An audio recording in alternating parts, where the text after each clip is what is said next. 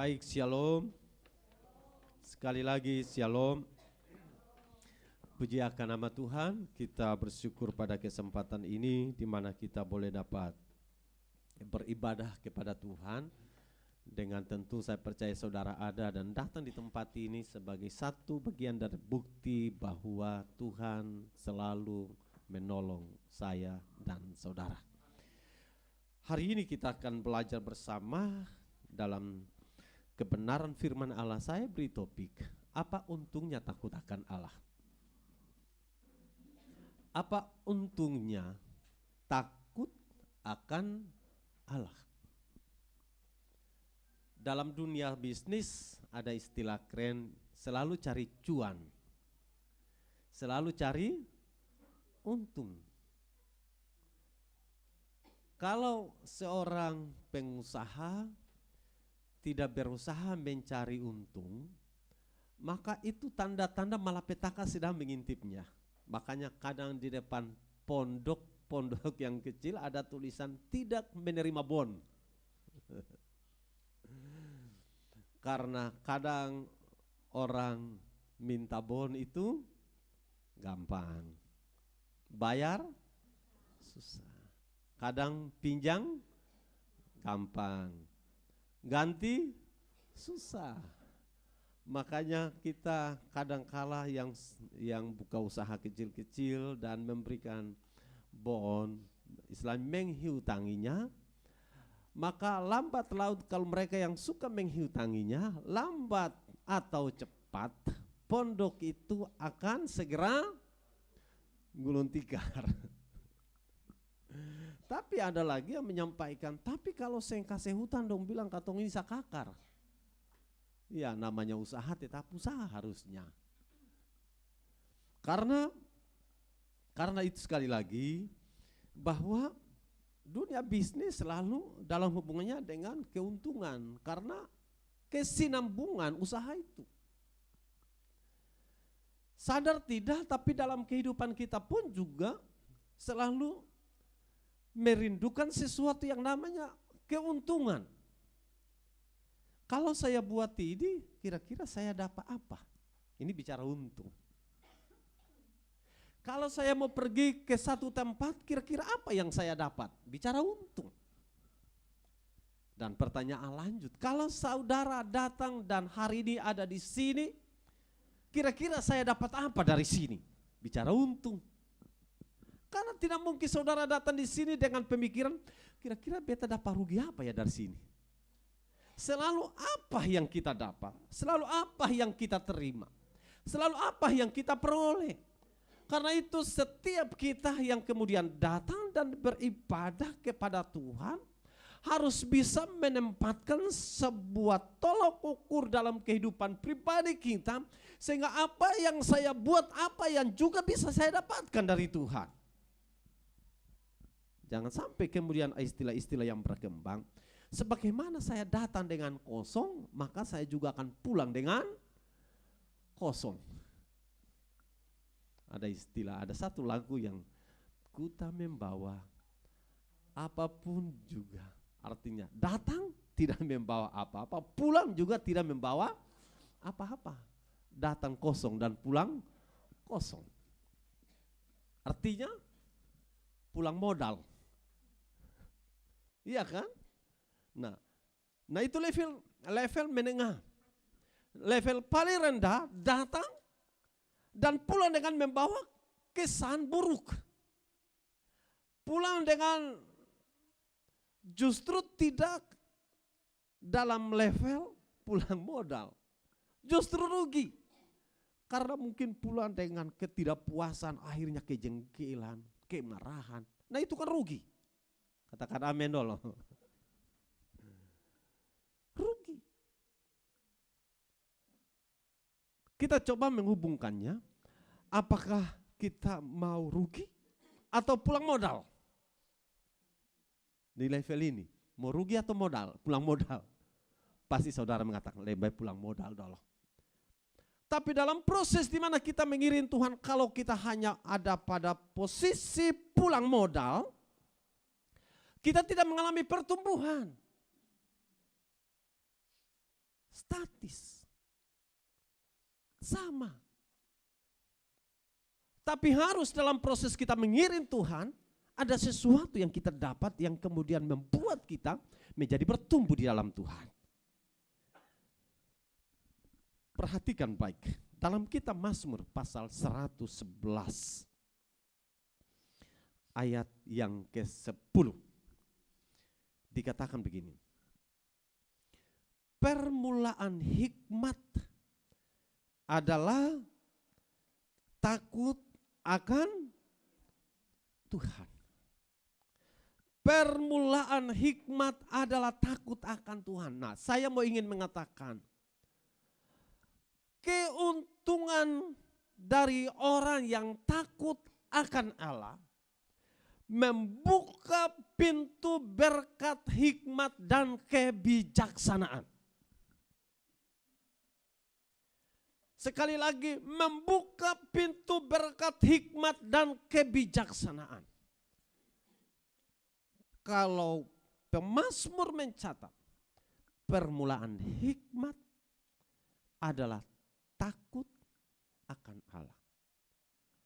Berarti tanpa takut akan Allah, kita tidak dapat sesuatu. Tidak ada hikmat di sana. Tidak ada kebijaksanaan di sana. Tidak ada berkat di sana. Sehingga dengan demikian, apa yang pemazmur catat buat saya dan saudara, ini mengajarkan kita bahwa sesungguhnya ada untung di balik takut akan Allah. Orang yang mengikut Tuhan atau orang yang takut akan Allah, dia tidak akan rugi, katakan amin. Tidak rugi. Sekalipun kemudian ada banyak orang yang mengolok-olok, untung apa datang beribadah? Untung apa tidak melakukan seperti yang katon suka? Untung apa takut akan Tuhan? Untung apa? Kan ada istilah orang mengatakan, datang beribadah dan pulang pun juga sama. Maksudnya adalah bahwa kadang orang menghubungkannya dengan seperti katanya saya pernah pergi ke ibadah pun katong tahu firman Tuhan. Kan ada istilah begitu juga. Nah, ini bukan soal tahu dan tidak tahu sebenarnya. Tapi bagaimana mempraktekkan. Orang yang berhikmat adalah orang yang mempraktekkan. Orang yang berhikmat adalah orang yang melakukan firman. Kalau hanya tahu firman Allah, tidak melakukannya, itu bodoh. Siapa itu? Orang yang tahu dan tidak melakukan itu apa? Bodoh. Katakan kiri kanan, kamu orang pintar.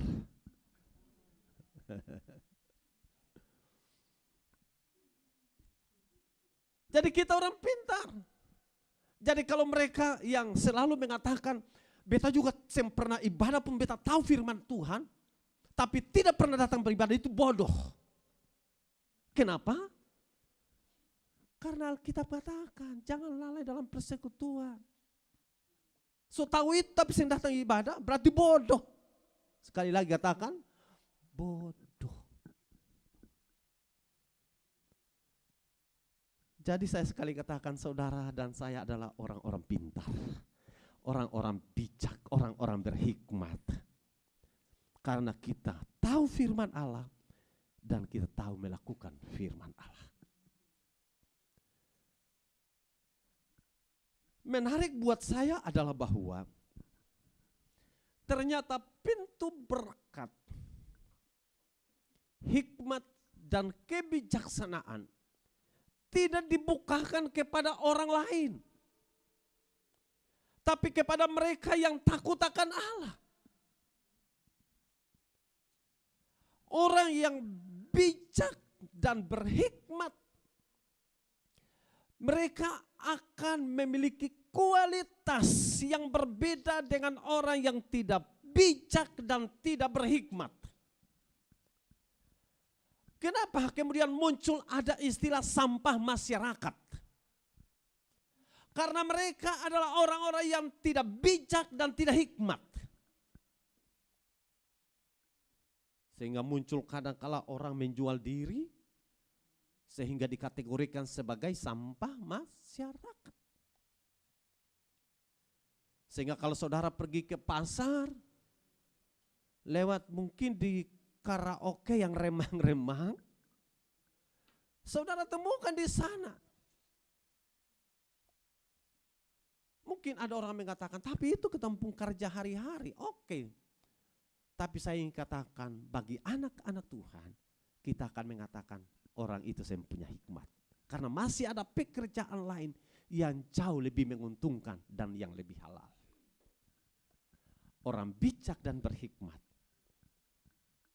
dia dituntun Tuhan karena dia punya rasa takut akan Tuhan. Kalau Alkitab mengatakan bahwa kan Tuhan tidak pernah melihat seorang yang takut akan Tuhan meminta-minta roti. Karena Tuhan akan beri hikmat kepada orang yang takut akan Tuhan. Sehingga kualitas kita, level kita menjadi level yang berbeda dengan orang yang tidak punya hikmat dan kebijaksanaan. Untuk memperolehnya, maka kita harus takut akan Allah. Yang kedua, dengan cepat ingin saya sampaikan, apa untungnya takut akan Allah? Yang kedua, kalau saudara baca di dalam Ulangan pasal 6, dalam Ulangan pasal 6, saya baca ayat yang ke-24. Tuhan Allah kita memerintahkan kepada kita untuk melakukan segala ketetapan itu dan untuk takut akan Tuhan Allah kita, supaya senantiasa baik keadaan kita dan supaya Ia membiarkan kita hidup seperti sekarang ini. Kita coba urutkan di dalam pasal ini, di dalam ayat yang pertama dan selanjutnya, ini membicarakan kepada kita semua terkait dengan orang Israel dalam perjalanan mereka keluar dari tanah Mesir menuju kepada tanah Kanaan. Di sana ada banyak sekali cerita-cerita yang mengurutkan tentang bagaimana sikap orang Israel sepatutnya. Kalau saudara juga perhatikan di dalam ayat yang ke-11 pasal 6 kitab Ulangan, ataukah mulai dari ayat yang ke-10 dikatakan, apabila Tuhan Allahmu telah membawa engkau masuk ke negeri yang dijanjikannya dengan sumpah kepada nenek moyangmu, yakni Abraham, Ishak dan Yakub, untuk memberikannya kepadamu kota-kota yang besar dan baik yang tidak kau dirikan, rumah-rumah penuh berisi berbagai-bagai barang baik yang tidak kau isi, sumur-sumur yang tidak kau gali, kebun-kebun anggur dan kebun-kebun zaitun yang tidak kau tanami. Dan apabila engkau sudah makan dan menjadi kenyang, ayat yang ke-12, maka berhati-hatilah supaya jangan engkau melupakan Tuhan yang telah membawa kamu keluar dari tanah Mesir, dari rumah perbudakan. Ada awasan di sana, kata hati-hatilah supaya jangan engkau melupakan Tuhan. Orang yang takut akan Allah.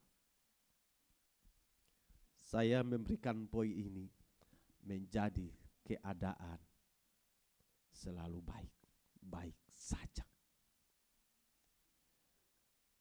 Orang yang takut akan Allah, mereka tidak akan melupakan Tuhan. Orang yang takut akan Allah, mereka selalu ingat tentang semua yang telah Tuhan buat. Ayat-ayat ini sebenarnya ingin mengingatkan orang-orang Israel, kalau dong semua so berhasil sampai di tanah Kanaan, jangan sampai kemudian melupakan saya. Kalau konteks ini saya ingin mengaplikasikannya buat kita. Kalau saudara sudah bisa alami mujizat-mujizat, jangan lupa Tuhan dalam hidup ini. Kalau Tuhan sudah berkati saudara-saudara, jangan lupa Tuhan dalam hidup ini. Kalau kemudian saudara anak-anak muda ini yang hari ini belum apa-apa nih, tapi kemudian suatu ketika Tuhan sudah berkati saudara dengan karir-karir saudara yang keren dan hebat-hebat, jangan lupa Tuhan. Jangan lupa Tuhan. Kalau saudara hari-hari ini setia melayani dan sungguh-sungguh kepada Tuhan, ketika engkau sudah diberkati, jangan sekali waktu lupa tentang Tuhan. Karena ketika engkau lupa tentang Tuhan, maka itu menjadi tanda engkau sudah tidak lagi menjadi takut akan Allah. Di saat engkau tidak lagi takut akan Allah, maka keadaanmu tidak akan menjadi baik-baik saja. Tidak akan menjadi baik-baik saja. Karena itu penting buat saya dan saudara agar supaya takut akan Allah selalu menjadi bagian bagi saya dan saudara. Sehingga sekecil apapun dan apa saja yang Tuhan buat dalam kehidupan kita, kita selalu ingat tentang Dia. Dan bukan tentang kita. Kita selalu ingat tentang Tuhan yang hebat, yang telah menolong saya dan saudara. Kita perhatikan lanjut apa yang kemudian dicatat. Bagian ini yang kemudian menolong saya dan saudara. Karena takut akan Allah bertujuan supaya keadaan kita baik-baik saja. Dan Tuhan menginginkan agar supaya orang Israel baik-baik saja setelah melewati perjalanan panjang dan sampai tiba di tanah Kanaan. Hal yang sama saya rindukan semua kita agar supaya keadaan kita baik-baik saja setelah melewati berbagai pergumulan dalam kehidupan kita. Ending dari semuanya, kita selalu baik-baik saja. Amin. Yang ketiga, dengan cepat ingin saya sampaikan bahwa apa untungnya takut akan Allah? Karena dengan takut akan Allah, kita akan mewariskan berkat bagi orang lain. Mewariskan berkat bagi orang lain. Saya ingin saudara kita baca dalam pertama Raja-Raja pasal 11 dulu. Ayat yang pertama. Pertama Raja-Raja pasal 11. Adapun Raja Salomo mencintai banyak perempuan asing. Di samping anak Firaun ia mencintai perempuan-perempuan Moab, Amon, Edom, Sidon dan Het. Padahal tentang bangsa-bangsa itu Tuhan telah berfirman kepada orang Israel, janganlah kamu bergaul dengan mereka, dan mereka pun janganlah bergaul dengan kamu, sebab sesungguhnya mereka akan mencondongkan hatimu kepada ilah-ilah mereka. Hati Salomo telah berpaut kepada mereka dengan cinta. Ia mempunyai, baca saudara, 700 istri dan kaum bangsawan dan 300 gundik. Istri-istrinya itu menarik hatinya daripada mulai berubah. Kita baca ayat yang selanjutnya. Sebab pada waktu Salomo sudah tua, istri-istrinya itu mencondongkan hatinya kepada ilah-ilah lain, sehingga ia tidak dengan sepenuh hati berpaut kepada kepada Tuhan Allahnya, seperti Daud ayahnya. Demikianlah Salomo mengikuti Asitoret, dewi orang Sidon, dan mengikuti Milkom, dewa kejijikan sembahan orang Amon. Dan Salomo melakukan apa yang jahat di mata Tuhan, dan ia tidak dengan sepenuh hati mengikuti Tuhan seperti Daud ayahnya. Pada waktu itu Salomo mendirikan bukit pengorbanan bagi Kamos, dewa kejijikan sembahan orang Moab, di gunung di sebelah timur Yerusalem, dan bagi Molok, dewa kejijikan sembahan Bani Amon. Demikian juga dilakukannya bagi semua istrinya, orang-orang asing itu, yang mempersembahkan korban ukupan dan korban sembelihan kepada ilah-ilah mereka. Sebab itu Tuhan menunjukkan murkanya kepada Salomo, sebab hatinya telah menyimpang daripada Tuhan Allah Israel, yang telah 2 kali menampakkan diri kepadanya, dan yang telah memerintahkan kepadanya dalam hal ini, supaya jangan mengikuti ilah-ilah lain, akan tetapi ia tidak berpegang pada yang diperintahkan Tuhan. Lalu berfirmanlah Tuhan kepada Salomo, ini penting.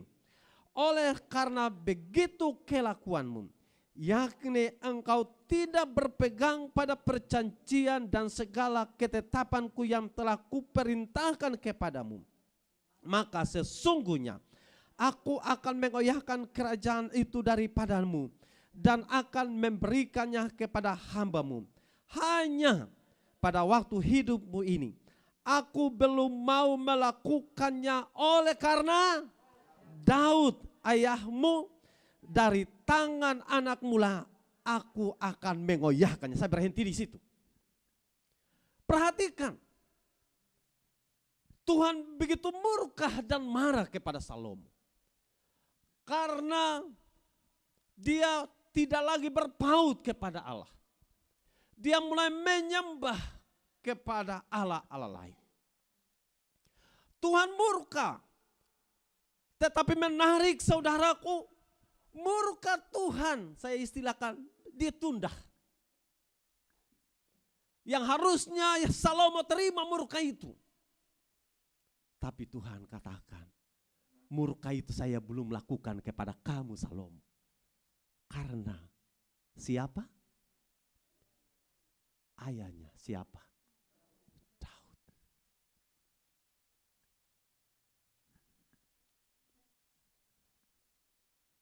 Ini hal yang penting buat saya dan saudara.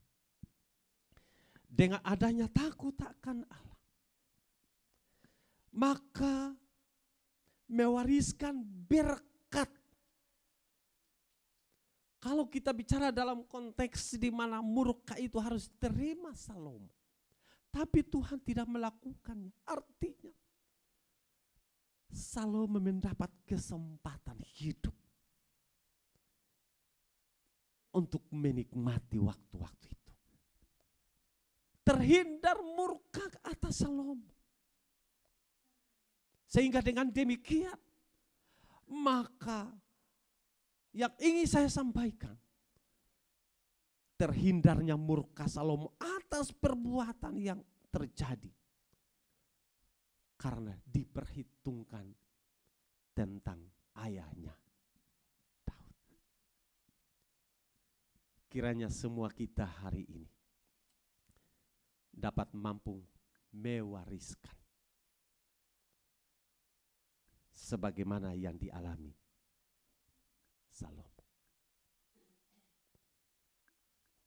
Mari yang di luar baru sahabat. Mari kita membangun roh takut akan Tuhan. Karena ternyata saya bisa menerjemahkannya begini. Kalau dalam konteks Salomo ini, atas perbuatan-perbuatan Salomo yang membuat Salomo tidak meneruskan warisan berkat kepada anaknya.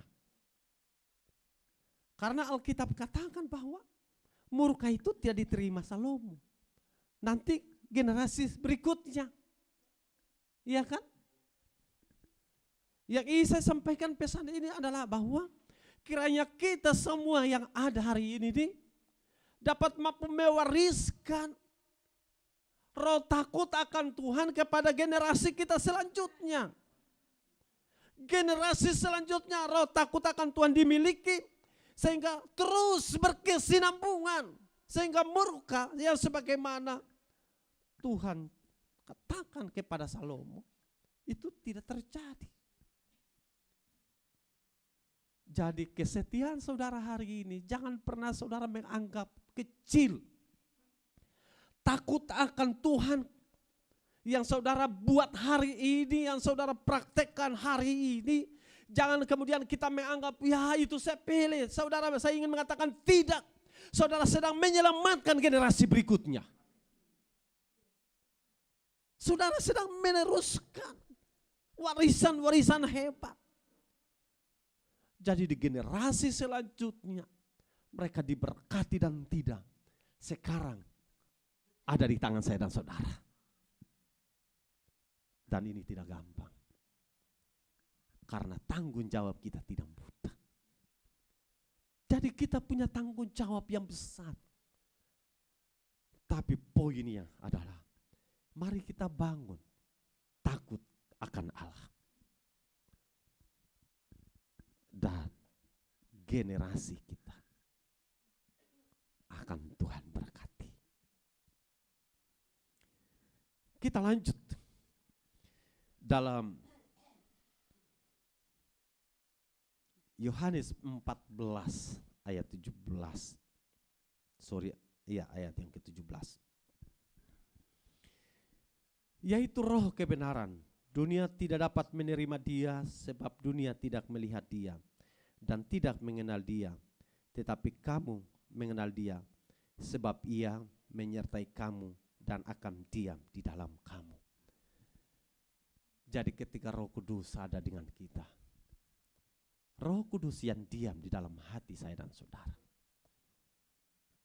akan membuat kita sanggup menjadi pribadi-pribadi yang takut akan Allah.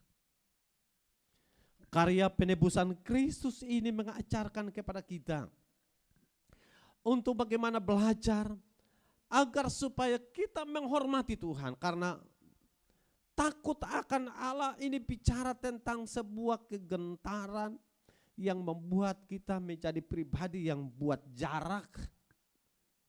Tapi takut akan Allah lebih cenderung bicara tentang rasa hormat dan kagum kepada Dia. Jadi kita menghormati Tuhan, kita mengagumi Tuhan atas karya-karya yang Tuhan buat dalam kehidupan kita. Entah dalam keadaan sadar dan tidak dalam keadaan sadar, tetapi karya Tuhan adalah karya yang hebat. Dan olehnya itu kita layak kagum, sehingga ada lagu yang mengatakan ku kagum hormat akan Engkau. Kita kagum akan Tuhan. Ketika saudara kagum dengan seseorang, karena dia bisa dapat menampilkan sesuatu yang saudara tidak bisa lakukan, engkau kagum dengan dia. Dunia ini dipenuhi dengan berbagai karya-karya Tuhan yang hebat, di mana kita tidak dapat sanggup melakukan dan Tuhan melakukannya. Di mana kita adalah orang-orang yang patut dihukum dan dimurkai. Tetapi Tuhan menyelamatkan kita. Tuhan mengangkat kita dari lumpur dosa. Tuhan kemudian mendesain kita yang harusnya menjadi sampah, yang harusnya kita dikutuk, yang harus kita dimurkai. Tapi Tuhan mendesain kita menjadi indah di tangan Tuhan. Menjadi indah di hadapan Tuhan. Sebab itu roh damai sejahtera Tuhan akan turun di atas saya dan saudara yang takut akan Allah. Damai sejahtera Allah akan turun di atas setiap orang yang takut akan Allah. Ketakutan akan lahir kepada orang-orang yang tidak menghormati Tuhan. Tapi kita dihadirkan damai sejahtera. Damai sejahtera kutinggalkan bagimu.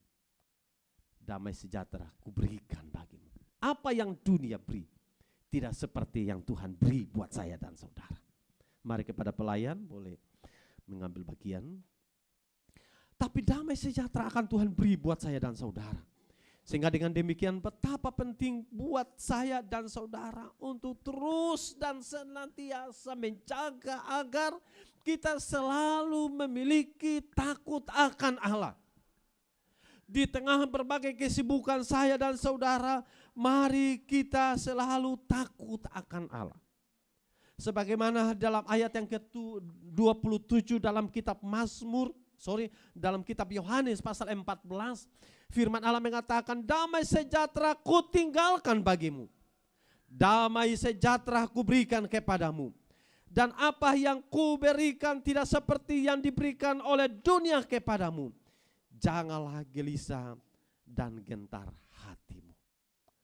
Orang yang menghormati Tuhan, yang kagum akan Tuhan, damai sejahtera akan melimpah di atasnya. Mungkinkah kadangkala dia berat dan sungguh amat berat, tetapi Tuhan akan menolong. Tuhan akan menjaga. Tuhan akan memimpin. Tuhan akan menuntun. Sehingga kehidupan saya dan saudara akan terus berjalan dan terus berjalan. Banyak orang di kiri dan kanan kita mungkin akan jatuh. Saudara akan terus berjalan. Di kiri dan kanan kita mungkin akan menjadi gugur. Saya dan saudara akan terus berjalan. Kiri dan kanan kita mungkin akan menangis dan terus menangis. Saudara akan melepaskan tangisan dan menikmati sukacita dan damai sejahtera. Saudara akan mungkin melihat banyak orang akan masih memikul beban yang berat, tapi saudara akan terlepas. Sebagaimana ada satu lagu lama yang mengatakan, bebanku terlepas di Kalvari. Kalvari bicara tentang salib, melepaskan kita dari beban dosa dan kutuk. Beban kita terlepas di sana. Karena itu jangan saudara pernah berhenti untuk terus mengiring Tuhan, karena Dia terlalu setia adanya buat saya dan saudara. Tuhan akan tolong saya dan saudara, sehingga dalam kehidupan kita, kita menjadi pribadi-pribadi yang selalu mengatakan, Tuhan terima kasih karena Engkau terlalu setia adanya